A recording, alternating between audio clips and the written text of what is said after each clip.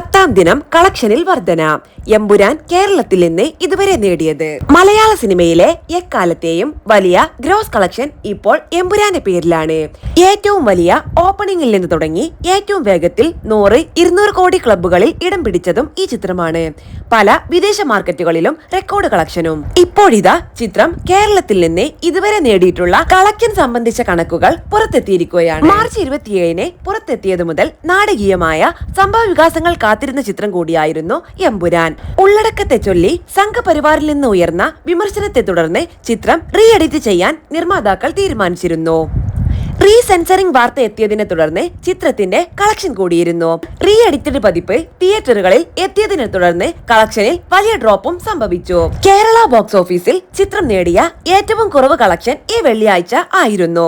എന്നാൽ വാരാന്ത്യമായ ശനിയാഴ്ചയിലേക്ക് എത്തിയപ്പോൾ അതിൽ അല്പം വർധന വന്നിട്ടുണ്ട്. കേരളത്തിൽ നിന്ന് 9-ാം ദിനമായ വെള്ളിയാഴ്ച 2.38 കോടി നേടിയ ചിത്രം ശനിയാഴ്ച നേടിയത് 2.86 കോടിയാണ്. ആകെ 10 ദിനങ്ങൾ കൊണ്ട് കേരളത്തിൽ നിന്ന് ചിത്രം നേടിയിരിക്കുന്നത് 75.79 കോടിയാണ്. കേരളത്തിൽ ഏത് ഭാഷാ ചിത്രവും നേടുന്ന ഏറ്റവും വലിയ ഓപ്പണിംഗ് കളക്ഷനും നിലവിൽ എമ്പുരാന്റെ പേരിലാണ്. 14.7 കോടിയാണ് റിലീസ് ദിനത്തിൽ ചിത്രം കേരളത്തിൽ നിന്ന് നേടിയത്. തമിഴ് ചിത്രം ലിയോയെ മറികടന്നായിരുന്നു ഈ നേട്ടം.